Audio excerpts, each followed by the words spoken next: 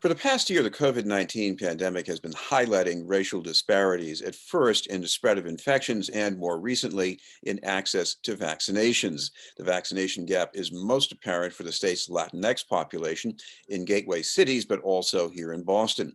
Hence the call for remedies by lawyers for civil rights. To tell us what that could mean are two guests from the organization, the staff attorney with the Medical Legal Partnership, Melanie Gleason, and the Wilmer Hale Payton Fellow, Nina Garcia. Thank you both very much for being with us. Thanks for having us, Chris. Okay. I'd like to start with Melanie because although we've been covering disparities as a question of equity, there's also a question here about how you stop infection. So if somebody's left behind, isn't that bad for everybody? Mhm. Yes, Chris. So it's really important to look at this issue from the lens of things not necessarily being mutually exclusive, right? Because when we're thinking about the pandemic and we're thinking about this in a public interest issue, we're thinking about this in a public health issue that affects each and every person in the Commonwealth, it's important that in order to secure the health interest of every single person in Massachusetts, we need to really pay close attention to folks who have been disproportionately impacted with health disparities and access to the vaccine, which includes our communities of color. And Nina, how bad are these disparities? I've seen some numbers, they maybe do a double take. They look so extreme. The numbers are stark and they're pretty alarming, Chris. That's right. We've seen that in cities like Chelsea, for example, where 68% of the population is Latinx. The numbers are really staggering in terms of how many of that community has actually been vaccinated. I think it's something around 7 or 10%, whereas by contrast, the white population in Chelsea, which is about 12%, has vaccination numbers well into the 60s and 70s. So that's just one example of a community that's been very hard hit by COVID here in Greater Boston and is sort of emblematic of the racialized inequities that we're seeing across the Commonwealth. I know people look at this and they say, well, it could also be because of the state guidelines, the Latinx population on balance is younger, and then you had all these people in certain professions who were given priority. So does that factor in as well? It's a great point, Chris. And Lawyers for Civil Rights is encouraging Governor Baker and the Commonwealth to start prioritizing our essential workers to get vaccinated and move them up in the schedule, because we do see that our Black and Latinx residents are also, they make up a huge population of that worker group, essential workers in fields like restaurants, transit and transportation, sanitation and public works, people who are interacting with others on very close basis every day. And the pandemic is still ongoing. So if we can get these groups, these essential workers vaccinated, I think that solves also the problem of Black and Latinx workers being left behind. Melanie, I guess here the risk isn't just about what people do when they're on the job somewhere, but it could be their household. And if you've got a population where the households are more likely to be multi-generational, what does that mean? Sure. So Boston, as all of us know, is one of the highest housing markets in the country in terms of cost, both, home ownership and then the rental market. So what we're seeing is an overpopulation in a lot of these apartment units, for example, where you might have a 1-bedroom or 2-bedroom apartment that is actually accommodating 1 or 2 families of multiple people, possibly 5 to 10 people in such a small space. So when you have a pandemic where it's being mandated that folks need to be able to socially distance, and that renders itself an impossibility because of the disparities of housing costs.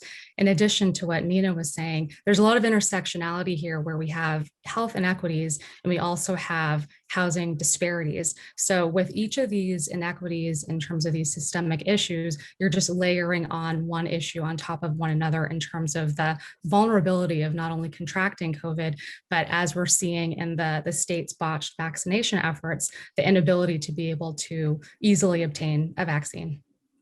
Here in Boston, I think the Latinx population accounts for a little more than 10% of the vaccinations, but they are about 20% of the population. What about efforts to connect with that community to get more people to have access? Anything you can tell us about what's going on in Boston? Sure. Me and LCR, go ahead, Melanie. Sure. Yeah. And I'd love to turn it over to Nina, who's been doing some great work leading with this too. So There have been a lot of ways that we've actually tried to connect community-based organizations with healthcare centers directly, and Nina's been leading the charge on that, where the state has really dropped the ball, where the state has failed. They've really abdicated their responsibility to ensure and organize these community-based efforts, connect community-based organizations with healthcare centers to develop plans to be able to have the vaccine be more available. So what Lawyers for Civil Rights is doing in conjunction with Whittier Street Health Center, for example, is to try to bring these community groups together to try to assemble or disperse mobile units in communities to try to have vaccines be disseminated. But these are really things that the state has failed to do and that they should have done in the first place. But I'd love to turn it over to Nina as well. Nina, if let's say you have vaccinations at the plaza at Via Victoria, just it makes it visible to people and it's convenient. So how does that help close the gap? Well, we see, Chris, that even in a place like Boston, which we have a mass vaccination site at Fenway, it's still incredibly challenging for many residents to get to a site like that, which is why we at Lawyers for Civil Rights think it's imperative to bring the vaccines to the communities that need it the most, which will alleviate the need for elderly, high risk, and individuals with mobile disabilities from having to travel far distances.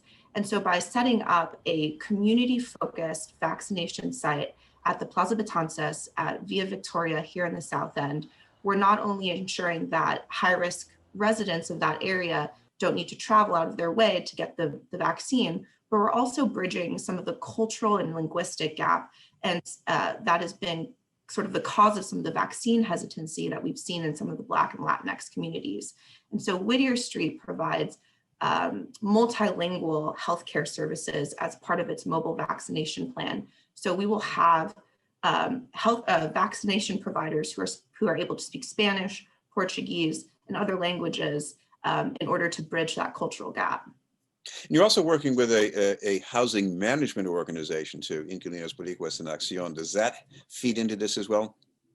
Absolutely. We need it's the community partners who know the residents the best and the neighborhoods the best and can build that trust, that inherent trust in the community, and help get folks signed up for vaccines and make sure that the vaccines are actually used and that folks are not just signing up and then not showing up for the vaccination. But it's that critical trust element that is so foundational to these community organizations who have been building relationships with these residents for decades.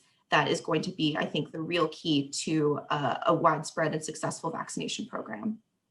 Melanie, I want to get back to the question of essential workers because, there is some low-hanging fruit, some very easily defined categories, EMT people, police and firefighters. But when you look beyond that, doesn't it get maybe a little fuzzy when you decide who's really essential and who isn't? Mm-hmm. So no doubt there's a lot of folks who are providing what would be considered to be essential services within the Commonwealth. But I think the bottom line remains, which is that folks who are, on the ground providing services to people face to face in critical daily activities that everyone in the Commonwealth is relying upon, we really need to prioritize these workers to be able to access the vaccine as soon as possible. And it turns out, again, that intersectionality where a lot of our essential workers in the Commonwealth are, identifying and are part of the Black and Latinx communities, it's really important that, again, through this equity lens and through the lens of really needing to advocate and prioritize these populations, essential workers need to be at the top of the list. What about to Nina? Chris, another question about outreach here is and this is probably less an issue maybe at Via Victoria than in some other parts of Boston, but if you have populations that include people with questions about their immigration status, and they're hesitant about interacting with government agencies or even community agencies, how do you get over those barriers? It's a great question, Chris, and it is an important one, particularly for the Latinx community and the immigrant communities that we're trying to get vaccinated. There is I think, a legitimate and well-founded concern that participating in a vaccination program will subject people with different immigration statuses to increased scrutiny by the government. And so again, I think that's why it's so critical to involve the community partners and make sure that organizations like the Brazilian Worker Center, Hyde Square Task Force, the Greater Boston Latino Network are working hand in hand with the state to share a message of truth and factuality about what the vaccine is, the level of involvement by the government, the fact that you don't need insurance to get the vaccine. It is a free service. All of these things are critical to ensure that the right message and a factual message is being shared with the really hardest hit communities about what the vaccine is. Going back to Melanie, what about the capacity of community partners? Because, as Nina indicated, they can be really, really helpful, but do you have the capacity there yet to make this work? Mm-hmm. So it's an issue of the community-based organizations making this a priority. And there's no doubt some of the other issues that we've been discussing throughout our time together where, there's housing disparities, there are just, the issues that are coming up due to the pandemic in terms of long-term unemployment. So our community-based organizations have their hands full. There's no doubt about that, but they're making this a priority because we all know that, getting as many folks vaccinated as possible and having that be accessible to our impacted communities is of utmost importance. And it goes without saying again that the state has really dropped the ball on this. This is something that the state 100% should be advocating for. They should be organizing efforts throughout the community, but because the state has really dropped the ball on being able to coordinate these efforts, the responsibility is now on the community-based organizations to actually try to coordinate that directly with the healthcare centers, which really makes no sense in terms of the state not being the one to lead the charge on this. I'd like to thank you both very much for taking the time to join us today. Thank you so much, Chris. Thank you, Chris. Yeah, there was Melanie Gleason and Nina Garcia from Lawyers for Civil Rights.